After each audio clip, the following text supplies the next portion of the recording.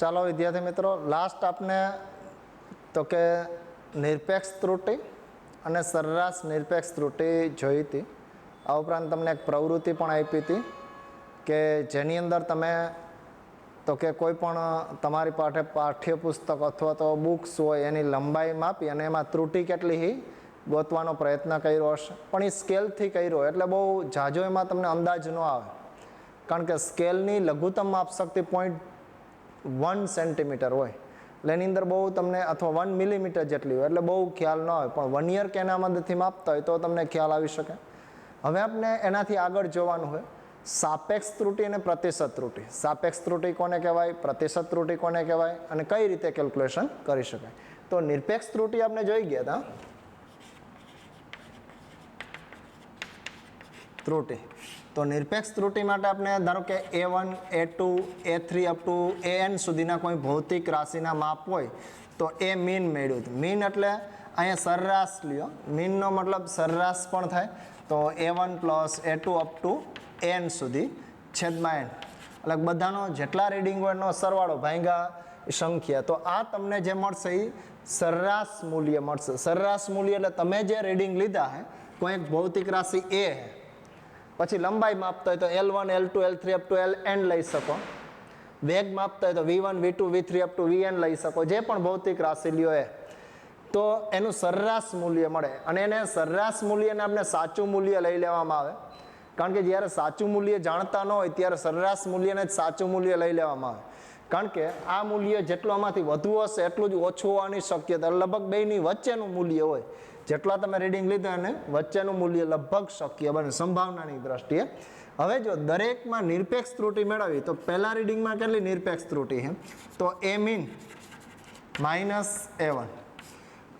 ઘણાને ટેક્સમાં એમ થાય કે આમ આપેલું છે A1 માઇનસ A મીન તોય હાલે, પણ માનાક કરી દેવો, કોઈ પણ એકમાંથી બીજું બાદ કરવું, કે સાચા મૂલ્યમાંથી તો કે આ મૂલ્ય બાદ કરતા જાય પણ માનાક લેવાનો. ડેલ્ટા એન આ બધાની નિરપેક્ષ ત્રુટિ થઈ કે કોઈ પણ માંથી કોઈ પણ બાદ બાકી કરી શકો, પણ ધન જ આવવું જોઈએ. ક્યાં સુધી? ડેલ્ટા એન એ મીન અહીંયા A2 આવશે અને AN. તો આ દરેકની નિરપેક્ષ ત્રુટિ થઈ. પહેલા રીડિંગની નિરપેક્ષ ત્રુટિ તો કે સાચા મૂલ્યમાંથી આ પ્રાયોગિક બાદ કરો, બીજા મૂલ્ય આમાંથી આ બાદ કરો, આના સાચા મૂલ્યમાંથી દરેકના પ્રાયોગિક અવલોકનો બાદ કરતા જાઓ તો એ દરેકની નિરપેક્ષ ત્રુટિ મળે. પણ એને માનાકમાં જ દર્શાવે. માનાકનો મતલબ શું થાય કે એમાં પ્લસ હોય તો એ પ્લસ જ રહેશે, માઇનસ હોય તો એ પ્લસ જ તમારે લેવાનું. અને સરેરાશ નિરપેક્ષ ત્રુટિ આ રીતે મળી શકે. A મીન બરાબર delta A1 plus delta AN અથવા A2, આમ ક્યાં સુધી તો કે ડેલ્ટા AN છેદમાં n. આ તો કે સરેરાશ નિરપેક્ષ ત્રુટિ મળી શકે. આ ઉપરાંત જો હવે આપણે સાપેક્ષ ત્રુટિ જોવાની. તો સાપેક્ષ ત્રુટિ એટલે સાપેક્ષ મૂલ્ય કે સાચા મૂલ્યની સાપેક્ષ છે આમાં ત્રુટિ કેટલી. આપણે ઘણી વખત કહેતા હોય કે કોઈની ઊંચાઈ માપતા હોય તો ઊંચાઈ એ કમ્પેરિઝન કરતા હોય કે આની સાપેક્ષ ઊંચો છે,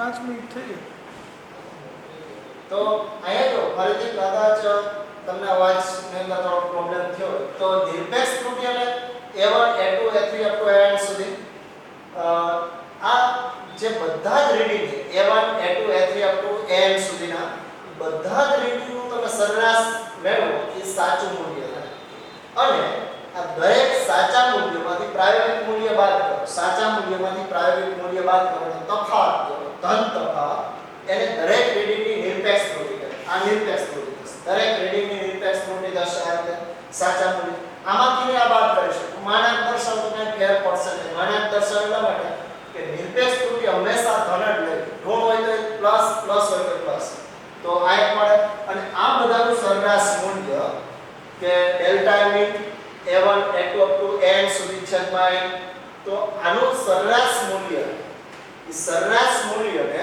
તમે એવું કહી શકાય delta A1 A2 up to n સુધીનું એનું સરેરાશ મૂલ્ય એ તમે એવું કહી શકાય કે સરેરાશ નિરપેક્ષ ત્રુટિ થશે નિરપેક્ષ ત્રુટિનું સરેરાશ નિરપેક્ષ આને સરેરાશ નિરપેક્ષ ત્રુટિ કહી શકાય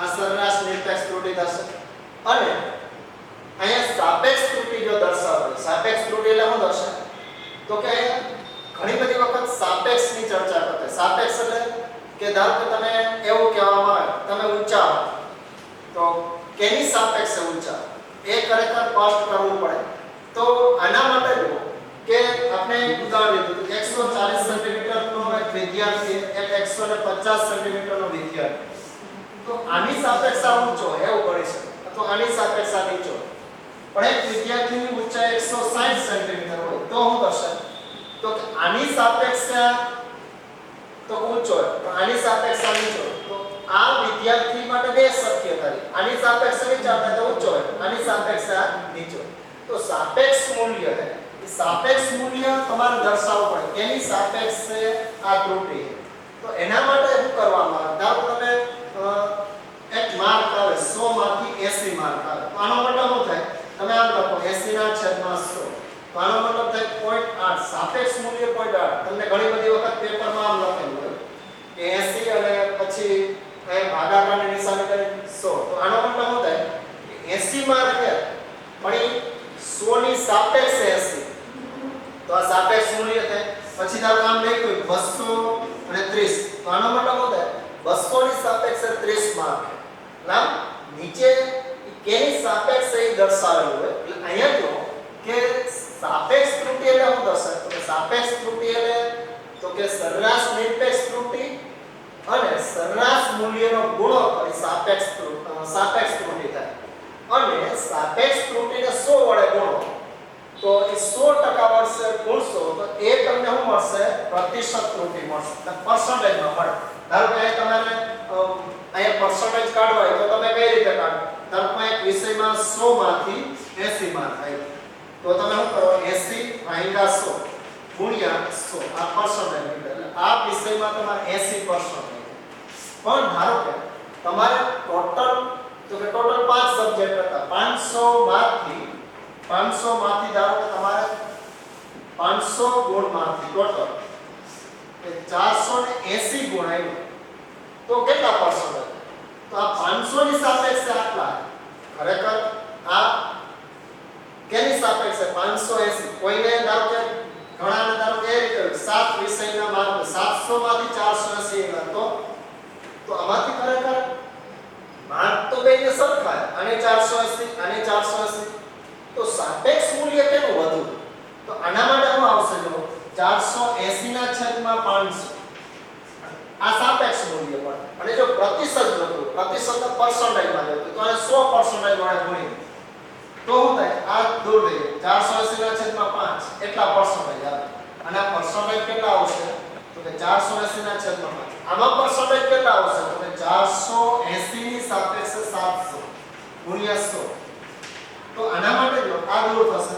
480 ના છેદમાં 7 એટલા પરસેન્ટ એટલે આના ઉપરથી તમને એક ખ્યાલ આવે કે ખરેખર આનું સાપેક્ષ મૂલ્ય વધુ હોય કે આનું કારણ કે આ માર્ક બેના સરખા પણ સાપેક્ષ મૂલ્ય એ સાપેક્ષ મૂલ્ય ઉપરથી ખબર પડે કેટલો અહીં વધારો ઘટાડો કે એ થાય નહીં જો પ્રતિશત ત્રુટિ એટલે પર્સન્ટેજ કેટલા પર્સન્ટેજ એરર ખરેખર તમે પ્રયોગ કરતા હોય તો ત્રુટિ 5% થી વધુ હોવી જોઈએ સ્ટાન્ડર્ડ જે બધી વસ્તુ એમાં તો 2 થી 3% જ ત્રુટિ હોય કે ધારો કે અહીંથી તમે કોઈ વસ્તુ માલ સામાન એક્સપોર્ટ કરો અથવા કોઈ દેશની અંદર મોકલો અથવા કોઈ ધારો કે એકદમ સ્ટાન્ડર્ડ કંપની એ માલ ધારો કે તમારો વસ્તુ બનાવી લે તો એની અંદર તો વેરિએશન બહુ ઓછું આવવું એવું માંગે ધારો કે વેરિએશન એટલે પ્રતિશત ત્રુટિ કે પ્લસ ઓર માઈનસ 2% ની હોવી મતલબ આ પર્સન્ટેજ 2% ની ત્રુટિ આવે એનાથી વધુ ત્રુટિ હોવી જોઈએ એટલે ધારો કે આના માટે જો કે તમે કોઈ પ્રયોગ કરતા હો તો પ્રયોગની અંદર તમે કેટલી પ્રતિશત ત્રુટિ મેળવવી તો આ રીતે મળી શકે ખાસ 4 સમીકરણ યાદ રાખ આમ તો 5 એક સરેરાશ મૂલ્ય એ સાચું મૂલ્યનું સૂત્ર કઈ રીતે તો કે જેટલા રીડિંગ હોય એનો સરવાળો ભાગ્યા સંખ્યા પછી દરેકની નિરપેક્ષ ત્રુટિ તો સાચા મૂલ્યમાંથી પ્રાયોગિક મૂલ્ય બાદ કરો નિરપેક્ષ ત્રુટિનું સૂત્ર ધન તફાવત પછી સરેરાશ નિરપેક્ષ ત્રુટિ તો કે આ બધાનું સરેરાશ નિરપેક્ષ ત્રુટિ પછી સાપેક્ષ ત્રુટિ તો કે સરેરાશ નિરપેક્ષ ત્રુટિને સાચા મૂલ્ય વડે ભાગો તો સાપેક્ષ ત્રુટિ મળે અને એને 100% વડે ગુણો તો પ્રતિશત ત્રુટિ મળે તો આ એક બાબત ખાસ યાદ રાખવાનું આને ધારો કે તમે દર્શાવી શકો ડેલ્ટા એ વડે આને દર્શાવો તો ડેલ્ટા એ ગુણ્યા 100 વડે તમે ગુણી શકો અને ધારો ડેલ્ટા એ દર્શાવો તો સ્મોલ ડેલ્ટા આઈ ડેલ્ટા એ ગુણ્યા 100% તો આ રીતે પણ દર્શાવી શકો પણ આ સૂત્ર યાદ રાખવું સીધું કે તમે આ સમીકરણ ડાયરેક્ટ આખું યાદ રાખી શકો આના મદદથી તમે કેલ્ક્યુલેશન કરી શકો તો હવે જો આનું થોડું ઉદાહરણ લઈએ તો વધુ ખ્યાલ આવશે કે આ સૂત્ર ખાસ આપણે યાદ રાખવાનું તો આના થોડા ઉદાહરણ લઈએ તો વધુ ખ્યાલ આવશે હવે પહેલા આ સૂત્ર તો બધા નોંધ કરી નાખજો કે સરેરાશ મૂલ્ય કઈ રીતે લેવું તો કે a min બરાબર a1 a2 up to an છેદમાં n પછી અહીં નિરપેક્ષ ત્રુટિનું એક દર્શાવો વ્યાપક a min માંથી n બાદ કરો નિરપેક્ષ ત્રુટિ સરેરાશ નિરપેક્ષ ત્રુટિનું સૂત્ર તો કે delta a1 plus delta a2 up to delta n છેદમાં n અને સાપેક્ષ ત્રુટિ એટલે તો કે ડેલ્ટા a દર્શાવો તો ડેલ્ટા a min છેદમાં n અને આને ગુણ્યા 100% કરો ડેલ્ટા a min છેદમાં a min ગુણ્યા 100%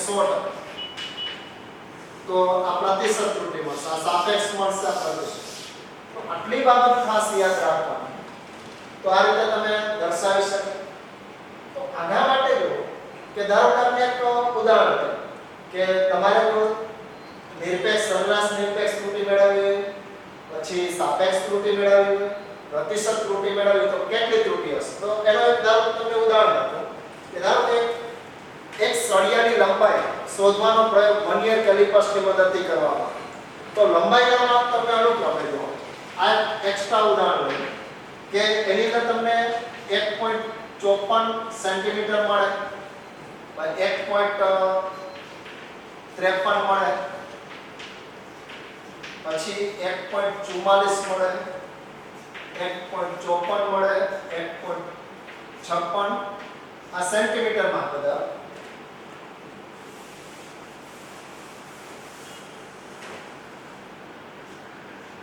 1.54 સેન્ટીમીટર પછી 1.53 સેન્ટીમીટર 1.44 સેન્ટીમીટર 1.54 સેન્ટીમીટર 1.56 સેન્ટીમીટર અને 1.45 સેન્ટીમીટર એવા તમને જુદા જુદા 6 રેડિંગ આવે તો 6 રેડિંગ એ 6 રેડિંગ માટે તમારે બધી ત્રુટિ મેળવવાની સરેરાશ નિરપેક્ષ ત્રુટિ મેળવવાની સાપેક્ષ ત્રુટિ મેળવવાની પ્રતિશત તો પહેલું તો કામ કરવું પડે. ધારો કે લંબાઈ, તો લંબાઈ એ મીન મેળવી કઈ રીતે મળશે? તો કે બધાનો સરવાળો 1.54 plus 1.53 plus 1.44 plus 1.54 plus 1.56 plus 1.45 ભાઈ તો કે જેટલા રીડિંગ એ રીડિંગ વડે ભાગાકાર કરો. 1 2 3 4 5 અને 6 તો 6 વડે ભાગાકાર કરો. તો આનું તમને એ મીન મળશે. તો મીન તમને મળશે એ મૂલ્ય જે થશે એ મૂલ્યનું સરેરાશ મૂલ્ય થશે. તો કેલ્ક્યુલેટરની મદદથી જો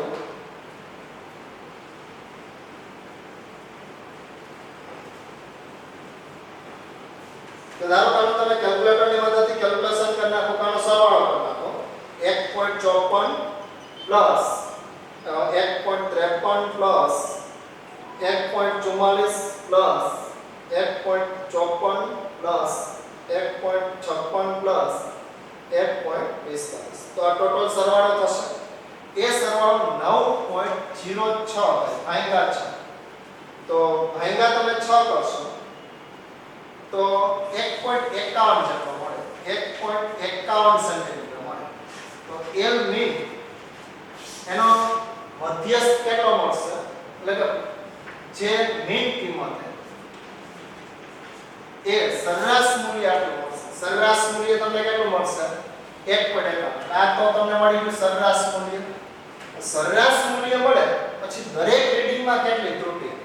તો પહેલા રીડિંગમાં જો ત્રુટિ તો કે કઈ રીતે મળે? તો કે આમાંથી આ બાદ કરવું, ધન મૂલ્ય લેવાનું. 0.03 મળશે એ ડાયરેક્ટ જ લખો. નહીં તો તમારે ધારો આ રીતે કરવું પડે કે 1.51 માઈનસ 1.54 તો 0.03 આમાંથી આ બાદ. પણ ધન જ લેવાનું હોય. માઈનસ આવશે તો ધન લેવાનું. પછી બીજા રીડિંગની ત્રુટિ કેટલી આવશે? તો આમાંથી આ બાદ કરો 1.53. તો આ તમને રીડિંગ કેટલું મળશે? ડાયરેક્ટ લખવું 0.02. પછી ડેલ્ટા L2 મેળવો. તો ડેલ્ટા L2 તમને કેટલું મળશે? જો તો ડેલ્ટા L2 એટલે આ 44 માંથી 51 બાદ કરો તો અહીંયા કેટલા થશે? 6 ને 7 0.07. પછી ડેલ્ટા L3 પછી ડેલ્ટા L4 એ કેટલું મળશે? તો કે 1.51 માંથી આ બાદ કરો 54 એટલે 0.3. પછી ડેલ્ટા L5 પાંચમું મળશે તમને કે 1.56 માંથી 1.51 0.05. પછી એ જ રીતે ધારો કે 1.45 માંથી 1.51 તો 0.0. તો ડેલ્ટા L6 છે. તો આનો તમે જો સરવાળો કરો તો અને પછી એનું સરેરાશ કારણ કે તમે સરવાળો કરી નાખો તો ધારો કે આપણે સરેરાશ મૂલ્ય મેળવવું એ મીન.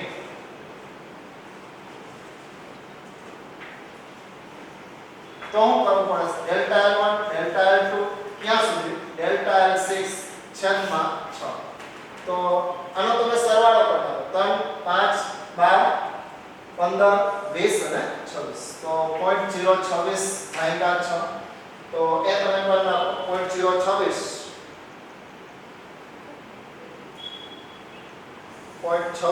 ભાગ્યા 6. તો 0.43 સમથિંગ ઘણા બધા મળશે. પણ આના માટે જો તમે આને ડેલ્ટા એ મીન કહો. આમાંથી તો બધા જ આંકડા રાખવાની જરૂર નથી. આની ચર્ચા પણ આપણે કરશે કે બે આંકડા રાખો બાકીનું રાઉન્ડ અપ કરી દો. તો 0 ને 4 આનું રાઉન્ડ અપ કરો. રાઉન્ડ અપ એટલે દૂર. કે તમે આ પર કદાચ સંખ્યા જોઈ ગયા હશે કે દૂર થતી સંખ્યા 5 કરતા નાની હોય તો ઓટોમેટિક દૂર કરો. તો 0.04 સેન્ટીમીટર જેટલી આ ત્રુટિ થાય. તો આ એક ત્રુટિ તમને ડેલ્ટા L મળશે. અહીંયા L સિમ્બોલ આપ્યો. ડેલ્ટા L મિનિમમ મળશે. હવે તમારે શું કરવાનું? સાપેક્ષ ત્રુટિ કેટલી આવશે? તો સાપેક્ષ ત્રુટિ કેટલી થશે? તો કે ડેલ્ટા મીન છેદમાં ડેલ્ટા મીન. તો 0.04 ના છેદમાં 1.51. તો આ મળશે 1.51 થશે. જો 1. 1.51 વડે તમે ભાગાકાર કરો ફરી પાછું 0.04 તો 0.04 ને તમે ભાગાકાર કરશો કે 0.04 ભાગ્યા 1.51 તો તમને ડેલ્ટા એ સાપેક્ષ મૂલ્ય 0.026 આ રીતે મળશે. આને તમે એપ્રોક્સિમેટલી શું કહી શકો ડેલ્ટા એ બરાબર 0.03 આને દૂર કરી દો 6 ને દૂર કરો તો 3 થઈ જશે તો આનું સાપેક્ષ મૂલ્ય 0.03 મળશે 0.0 મળશે તો 0.03 મળશે અને પર્સન્ટેજ માં કયો એને પર્સન્ટેજ માં કયો 100% વડે ગુણો 100 વડે ગુણી દો તો 3% જેટલી ત્રુટિ આવે એરર કેટલી આવશે 3% એટલે આમ તમે જો કે આ બધાનું સરેરાશ મૂલ્ય લઈ લો સરેરાશ મૂલ્ય લીધા પછી એનું તમે એક રીડિંગ લઈ કાઢો અને પછી બધાની નિરપેક્ષ ત્રુટિ એનું સરેરાશ મૂલ્ય ભાગ્યા તો કે મૂળ મૂલ્ય સંખ્યા તો એ તમને મળશે પછી આના છેદમાં આ લે તો આ મળશે પછી ડેલ્ટા એટલે સાપેક્ષ ત્રુટિ મળશે અને પ્રતિશત 100% વડે ગુણી દો ત્યારે પ્રતિશત ત્રુટિ મળે તો ખરેખર આની લંબાઈને તમે આમે દર્શાવી શકો અહીંયા પ્રતિશત ત્રુટિ કેટલી મળશે અને 100% વડે ગુણી દો તો 3% મળે તો આને આમે દર્શાવી શકો ડેલ્ટા મીન અહીંયા ધારો કે તમે ડાયરેક્ટ દર્શાવી દો 1.51 સાચું મૂલ્ય +3% આમે દર્શાવી શકો અને 100% વડે ગુણશો તો પ્રતિશત મૂલ્ય મળશે 3% જેટલી ત્રુટિ અથવા બીજી રીતે આમે દર્શાવી શકો 1.51 પ્લસ ઓર માઈનસ આનું આ કેટલી 0.04 તો આ સાપેક્ષ ત્રુટિના સંદર્ભમાં આ સાપેક્ષ મતલબ આ સરેરાશ નિરપેક્ષ ત્રુટિના સંદર્ભમાં અને આ પ્રતિશત ત્રુટિના પર્સન્ટેજમાં દર્શાવતા આનો મતલબ શું થાય લંબાઈનું માપ સાચું માપ 1.51 અને ત્રુટિ 3% જેટલી ત્રુટિ અથવા લંબાઈનું માપ 1.51 જેટલું અને આટલી ત્રુટિ 0.04 ની એમાં ત્રુટિ આ નિરપેક્ષ ત્રુટિ તો બે રીતે તમે દર્શાવી શકાય અને આમ તમે જો લંબાઈનું માપ આ રીતે કેલ્ક્યુલેશન કરી શકાય તો હું એક તમને બીજું ઉદાહરણ આપું કે આટલા સૂત્ર ખાસ યાદ રાખવાના એક સરેરાશ નું સૂત્ર નિરપેક્ષ સરેરાશ નિરપેક્ષ સાપેક્ષ અને પ્રતિશત તો એક આવું જે ઉદાહરણ તમે નોંધ કરી નાખો એ તમારે કેલ્ક્યુલેશન કરવાનું એમાં બધી ત્રુટિ ગોતવાની કે ધારો કે એક દ્રવ્યનો ઘનતા શોધવાના પ્રયોગ અથવા ધારો ઘનતા એટલે દળ કોઈ પદાર્થના દળ શોધવાના પ્રયોગમાં દળના જુદા જુદા મૂલ્ય આપેલ એક ધારો તમને દળ કોઈ પદાર્થનું શોધવું તો દળ શોધવા માટે તો કે વજન કાંટાનો ઉપયોગ કરી અને દળના જુદા જુદા મૂલ્ય આપ્યા કે ધારો કે 10.21 ગ્રામ આપેલું પહેલું પછી બીજું મૂલ્ય આપ્યું દળનું 10.42 ગ્રામ ત્રીજું મૂલ્ય 10.48 ગ્રામ M3 M4 10.30 ગ્રામ M5 10.54 ગ્રામ M6 10.20 ગ્રામ આપેલા તો આ દળના જુદા જુદા મૂલ્ય આપેલા તો દળ અંદર આવતી સરેરાશ નિરપેક્ષ ત્રુટિ સરેરાશ નિરપેક્ષ ત્રુટિ પછી સાપેક્ષ ત્રુટિ અને પ્રતિશત ત્રુટિ મેળવો સરેરાશ નિરપેક્ષ ત્રુટિ સાપેક્ષ ત્રુટિ અને પ્રતિશત ત્રુટિ મેળવો જો ત્રુટિ તમે મેળવશો એટલે વધુ ખ્યાલ આવશે સૂત્ર તમને ક્લિયર થઈ જશે કે પહેલું કામ શું કરવાનું તો કે પહેલું કામ તમારે જો આમાં થોડી હિન્ટ આપી દો કે પહેલું કામ તમારે આના માટે શું કરવાનું તો કે M મીન મેળવો દળનું સરેરાશ મૂલ્ય મેળવો સરેરાશ કઈ રીતે તો બધાનો સરવાળો ભાગ્યા જેટલી સંખ્યા પછી શું કામ કરવાનું તો કે દરેકની નિરપેક્ષ ત્રુટિ મેળવવાની એટલે પહેલા રીડિંગમાં નિરપેક્ષ ત્રુટિ બીજા રીડિંગમાં 6 સુધી પછી સરેરાશ નિરપેક્ષ ત્રુટિ મેળવવાની તો આ બધાનો નિરપેક્ષ ત્રુટિનો સરવાળો ભાગ્યા 6 પછી આના છેદમાં કરશો તો સાપેક્ષ ત્રુટિ મળશે અને એને 100 વડે ગુણી દો તો તો આટલી કેલ્ક્યુલેશન એક કરવાની. આમાં ખાસ એક ધ્યાન રાખો, પોઈન્ટ પછી 2 આંકડા આપ્યા તો લાસ્ટ જે પણ પરિણામ મળે એમાં પોઈન્ટ પછી 2 જ આંકડા રાખો. વધુ શા માટે નહીં રાખવાના? એના કારણો આપણે આગળ સાર્થક અંક જોઈએ ત્યારે અભ્યાસ કરશું, કદાચ કેમેસ્ટ્રીમાં તો તમે અભ્યાસ કરી ગયા છો. તો આટલી બાબત તમારે કેલ્ક્યુલેશન કરવાની. અને એનું સાચા માપને જો આ રીતે દર્શાવી શકે. m નું સાચું મૂલ્ય શું થાય? m મીન પ્લસો ડેલ્ટા m મીન આ રીતે દર્શાવી શકાય. અને બીજી રીતે આમે દર્શાવી શકાય પર્સન્ટેજ. અહીંયા ધારો કે પર્સન્ટેજ ની અંદર દર્શાવો તો ડેલ્ટા એ ગુણ્યા 100% વડે પણ દર્શાવી શકાય. આ રીતે પણ તમે દર્શાવી શકો. અથવા તો આની જગ્યાએ દર્શાવો તો પર્સન્ટેજ માં એ લખાય કે ડેલ્ટા મીન છેદમાં ગુણ્યા 100. તો આ પર્સન્ટેજ માં એરર તમને મળે. આટલા પર્સન્ટેજ તમે માપવાની અંદર એરર જે એરર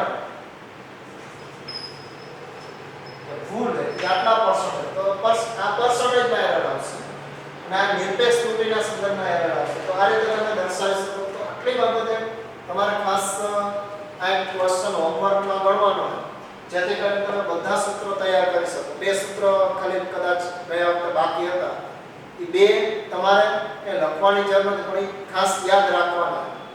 એટલે પ્રશ્નની અંદર જ આવી જશે. લાયક ઉદાહરણ તમારે કેલ્ક્યુલેશન કરવાનું અને હોમવર્કમાં ગણીને મોકલવાનું. હવે જો આપણે એક ઉદાહરણ એના વિશે જોઈએ. આવા ઘણા બધા તમને ઉદાહરણ આપી શકાય. પછી ઘણા બધા આવા એમસીક્યુ પૂછે. ધારો કે તમને એક લંબાઈનું માપ આ રીતે આપ્યું. હમણાં આપણે જોયું કે લંબાઈનું માપ 1.51 પ્લસ 0.04 સેન્ટીમીટર આ રીતે તમને આપેલું. તો એ એક શોર્ટ ક્વેશ્ચન છે. કોઈ એક સળિયાની લંબાઈ 1.51 પ્લસ 0.04 સેન્ટીમીટર છે. તો સળિયાના માપમાં પ્રતિશત ત્રુટિ કેટલી હશે? ત્રુટિ કેટલી હશે? તો પ્રતિશત ત્રુટિ એટલે શું થાય? ડેલ્ટા L છેદમાં તો આ હંમેશા ડેલ્ટા L આ L હોય સાચું મૂલ્ય. આ મીન કયો તો આવે. આને તમે શું કહી શકો? તો કે સાચું મૂલ્ય. કેનું સાચું મૂલ્ય? તો કે કોઈ પણ ભૌતિક રાશિ લંબાઈ તો લંબાઈનું સાચું મૂલ્ય. અને આ હંમેશા ડેલ્ટા L મીન. પછી પ્રતિશત ત્રુટિ કેટલી થાય? તો 0.04 ના છેદમાં 1.51 આ સાપેક્ષ ત્રુટિ મળે. અને એને ગુણ્યા 100% વડે ગુણી દો. 100% વડે ગુણી દો. તો આ સૂત્રમાં જ મૂકી દો. અહીંયા 100 વડે ગુણી દો. પછી કિંમત મૂકી દો કે 0.04 છેદમાં 1.51 ગુણ્યા 100. તો આ પ્રતિશત ત્રુટિ મળે. પ્રતિશત ત્રુટિ આ રીતે તમને મળી શકે. એટલે ધારો કે તમે હવે એમસીક્યુ પૂછ્યો કે કોઈ પદાર્થનું દળ m 10 + 141 10.4 10.41 પ્લસ 0.05 ગ્રામ. તો દળના માપનમાં પ્રતિશત ત્રુટિ કેટલી? તો પ્રતિશત ત્રુટિ કઈ રીતે મેળવવી? આ ડેલ્ટા મીન હોય મતલબ સરેરાશ નિરપેક્ષ ત્રુટિ 0.05 છેદમાં સાચું મૂલ્ય 10.41 ગુણ્યા 100. તો આ પ્રતિશત ત્રુટિ મળે. એ કેટલા પર્સન્ટેજ ત્રુટિ છે આના માપનમાં એ તમને ખ્યાલ આવશે. તો આ રીતે તમે દર્શાવી શકો. અને ખાસ ધ્યાન રાખો કે આવા એમસીક્યુ પણ તમને પૂછી શકે. તો પ્રતિશત ત્રુટિ સાપેક્ષ ત્રુટિ મેળવી તો 100 વડે ન ગુણો તો સાપેક્ષ ત્રુટિ મળે. 100 વડે ગુણી દો તો પ્રતિશત. તો આ રીતે તમે સાપેક્ષ ત્રુટિ પ્રતિશત ત્રુટિના એમસીક્યુ પૂછે તો એ તમે કેલ્ક્યુલેશન કરી શકો. તો હવે આપણે એક ઉદાહરણ જોઈએ. એ ઉદાહરણ તમને ટેક્સ્ટની અંદર આપેલું છે.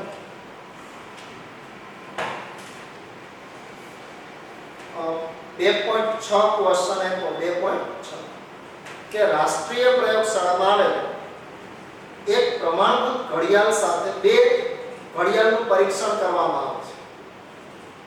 પ્રમાણભૂત ઘડિયાળમાં જ્યારે 12 વાગ્યાનો સમય દર્શાવે ત્યારે તે બે ઘડિયાળના સમય નીચે મૂકે ત્યારે આ બે ઘડિયાળના સમય નીચે મૂકે. ઘડિયાળ 1 નો સોમ મંગળ બુધ ગુરુ શુક્ર અને શનિવાર સમય આપેલો, ઘડિયાળ 2 નો સમય આપેલો. જો તમને કોઈ પણ પ્રયોગ કરી રહ્યા છો જેના માટે તમને ચોકસાઈ સાથે સમયના અંતરાલ દર્શાવતી ઘડિયાળ આવશ્યકતા, તમે કોઈ પ્રયોગ કરો તમારે ઘડિયાળની આવશ્યક, કારણ કે સમય માપવો હોય તો ઘડિયાળની તમારે જરૂરિયાત પડે. ધારો કે દોડની હરીફાઈ તો કોણ પહેલા પહોંચે એનો સમય મેઝરમેન્ટ કરો તો ઘડિયાળની જરૂર પડે. અને કેવી ઘડિયાળ હોય? વધુ ચોકસાઈ ધરાવતી ઘડિયાળ હોય, સચોટતા વધુ હોય તો આવશ્યકતા તમારે કોઈ ઘડિયાળની આવશ્યકતા. તો બે પૈકી કઈ ઘડિયાળ લેવાનું તો કે અહીંયા પસંદ કરશો અને શા તો એના માટે તમને ઘડિયાળના સમય બધો એક હોય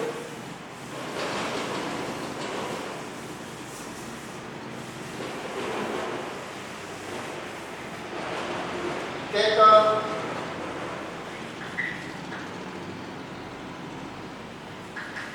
ઘડિયાળ એક માટે સોમ મંગળ બુધ ગુરુ શુક્ર અને શનિ અને રવિ. તો અહીંયા ધારો કે તમને જો સોમવારનો સમય આપ્યો ઘડિયાળ એક માટે 12:00 અને 5. પછી બીજી ઘડિયાળ માટેનો સમય આપ્યો માનો એ જ ઘડિયાળ 00 મંગળવારે સમય આપ્યો 1 અને 5. પછી બુધવાર માટે 11:49 અને 8. ત્રીજી ઘડિયાળ 12 મતલબ આ ઘડિયાળ માટે 50. પછી શુક્રવારનો સમય તમને આપ્યો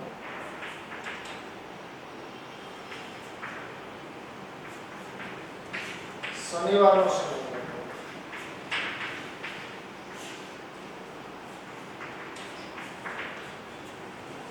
એ જ રીતે એક ઘડિયાળ બે આપે એના તમને સમય આપ્યા સોમવારના સમય આપ્યા મંગળવારના સમય આપ્યા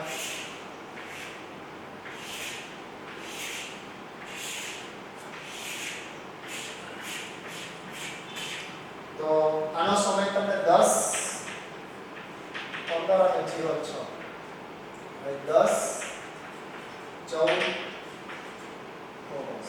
10, 15, 18, 10, 15, 7, 10, 14, 53, 10, 15, 24, 10, 15. તો આ રીતે તમને સમય આપ્યા કે બે ઘડિયાળ આપી એનો તો કે જે વિશ્વસનીય ઘડિયાળ એનો 12 વાગ્યાનો જે સમય ત્યાં તમને જે બાબત આપેલી કે રાષ્ટ્રીય પ્રયોગશાળામાં આવેલી પ્રમાણભૂત ઘડિયાળ આપણે જેને એટોમિક ક્લોક કહે પ્રમાણભૂત રાષ્ટ્રીય પ્રયોગશાળામાં આવેલી પ્રમાણભૂત ઘડિયાળ એટોમિક ક્લોક એ ઘડિયાળ સાથે બે ઘડિયાળનું પરીક્ષણ કરવામાં આવે.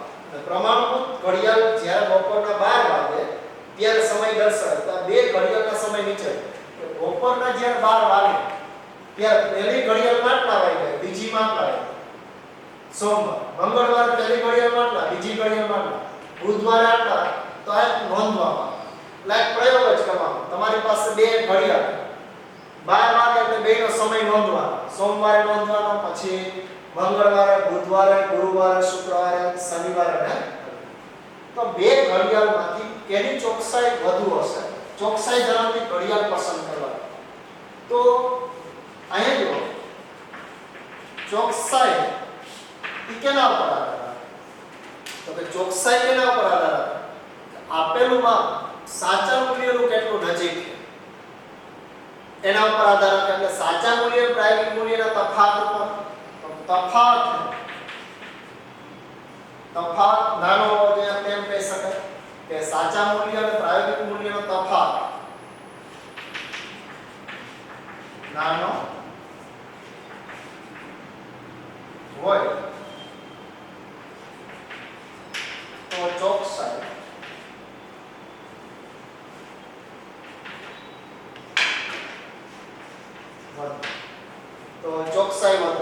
તો તફાવત નાનો હોવો જોઈએ.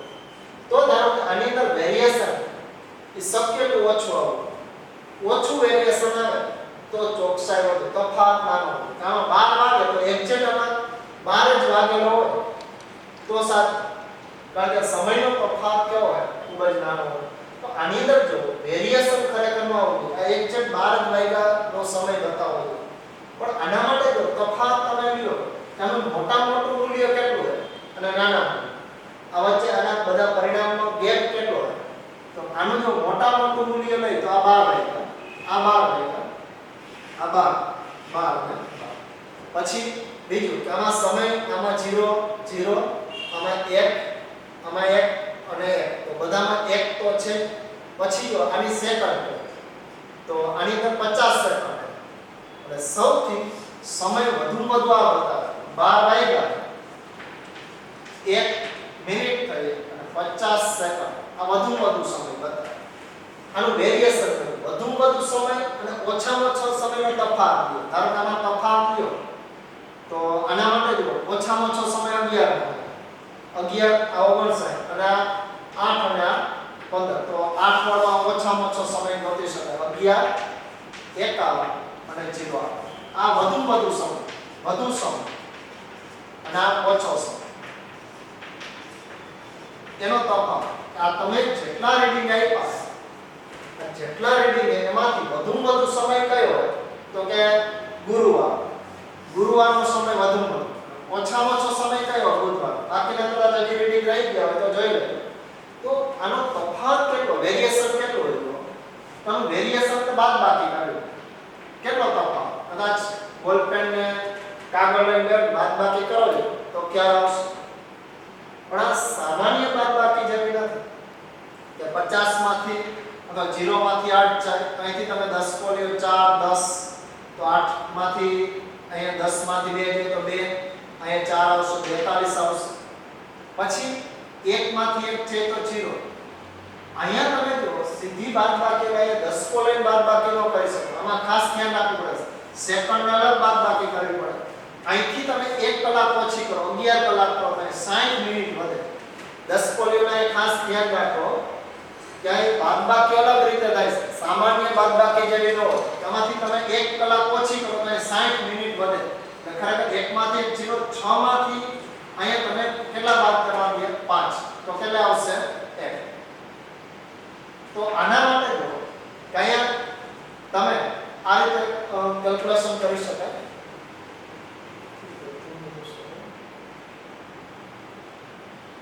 અને 0 0 એટલે ખાસ આની બાદબાકી થોડીક અલગ રીતે થશે કે 12 વાગ્યા અને 1 મિનિટનો સમય મિનિટ ન હોય છે 60 માંથી 51. અહીંયા 61 થશે ટોટલ.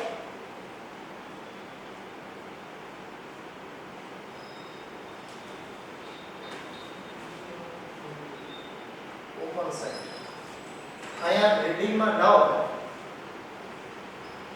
59, અહીંયા 9 ઓછામાં ઓછો સમય 11 અને 59 મિનિટ, વધુ આવે.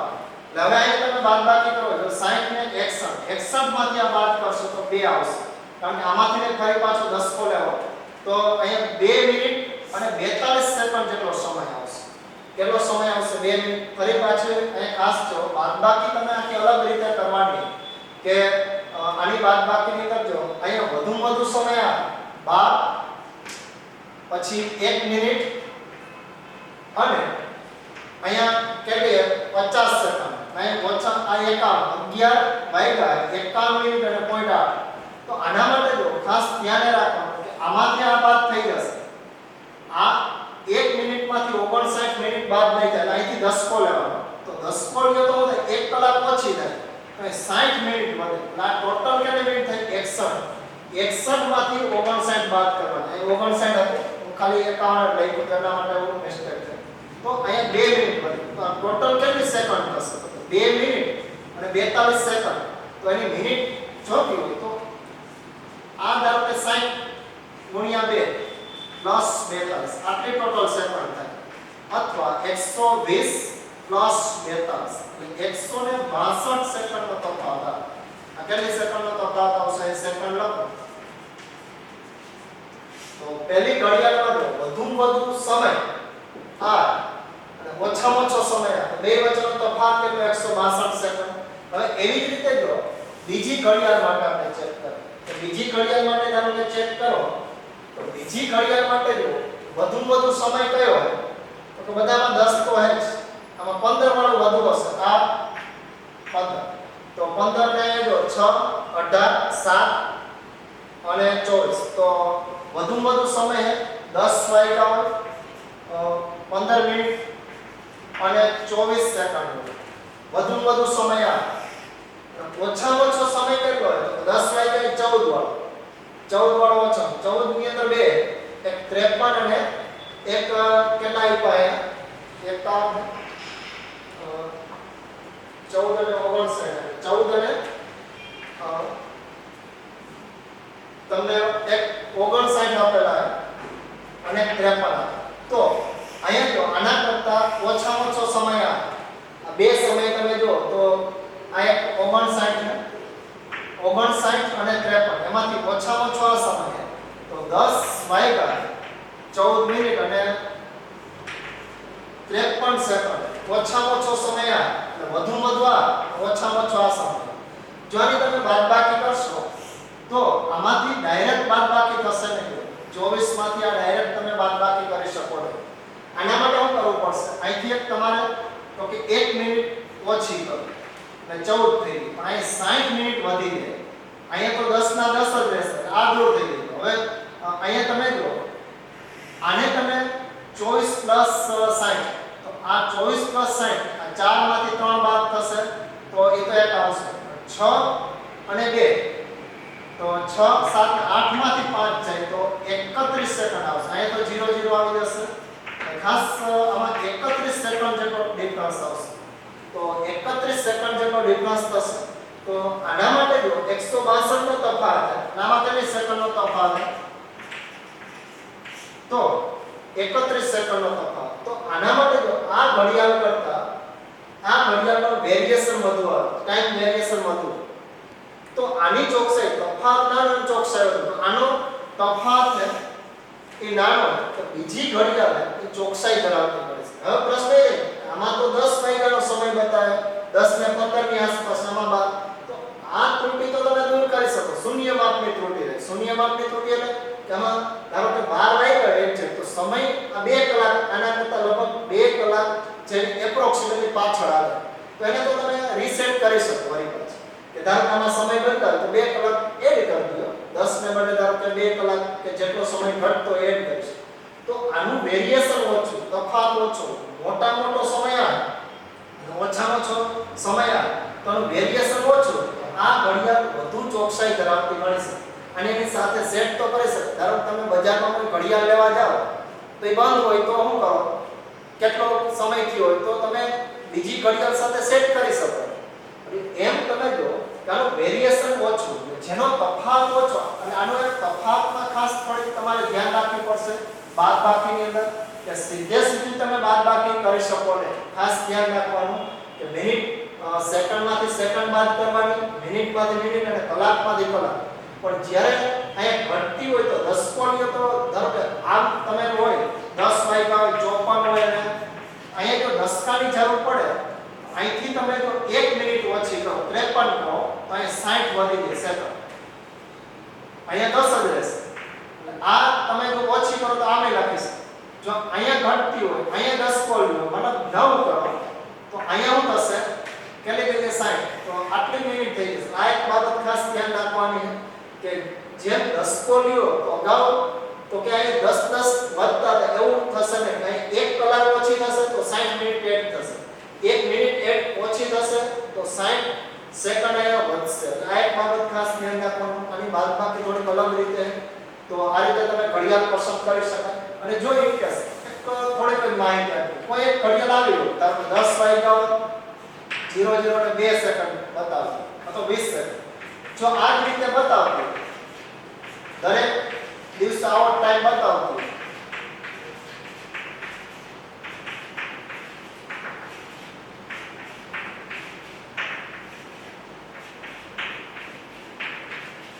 ધારો કે 12 વાગે દરેક આટલો જ ટાઈમ બતાવો દરેક વાર, તો એનો મતલબ આ પરફેક્ટ ઘડિયાળ. શા માટે? તો કે એક્ઝેક્ટ દરરોજ ટાઈમ બદલતો નથી. આની સાથે આ ઘડિયાળ ત્રીજી ઘડિયાળ છે. તો ત્રીજી ઘડિયાળનો દર ટાઈમ બદલતો નથી. આનું તમે ઓછામાં ઓછો વધુમાં વધુ સમયનું વેરિએશન હોય તો 0. તો આ ઘડિયાળ પરફેક્ટ કહેવાય. ભલે 12 આમાં નથી બતાવતું, એ તો તમે સેટ કરી શકો. 10 ને બદલે 12 કરવા તો 12 કરી શકો. આનો મતલબ શું કે દરેક દિવસે સરખો ટાઈમ બતાવે, એક જ સરખો. જે પ્રમાણભૂત ઘડિયાળ સાથે માપો તો 12 વાગ્યામાં 10 ને 20 થાય, 10 ને 0 મિનિટ ને 20 સેકન્ડ હોય તો દરરોજ 10 અને 0 મિનિટ અને 20 સેકન્ડ જ બતાવે તો આ ઘડિયાળ પરફેક્ટ થાય. જેમાં વેરિએશન ઓછું એટલે નાનો સમય અને મોટા સમયનો તફાવત જેમ નાનો એમ એ ઘડિયાળ પરફેક્ટ. આમાં તમે ઘડિયાળ કઈ પસંદ કરી શકો બીજી? જો આમ આવી હોય તો આમાં ત્રીજી પસંદ કરી શકો. તો અહીંયા સુધી રાખશે. આ એક ઉદાહરણ લખવાનું નથી પણ બાદબાકી થોડીક શીખી લેજો. મિનિટ સેકન્ડમાંથી સેકન્ડ બાદ કરતા એટલે ખાલી એક ઉદાહરણ તમારે લખવાનું હોય જે આપ્યું છે. તો અહીંયા સુધી રાખશે આપણે.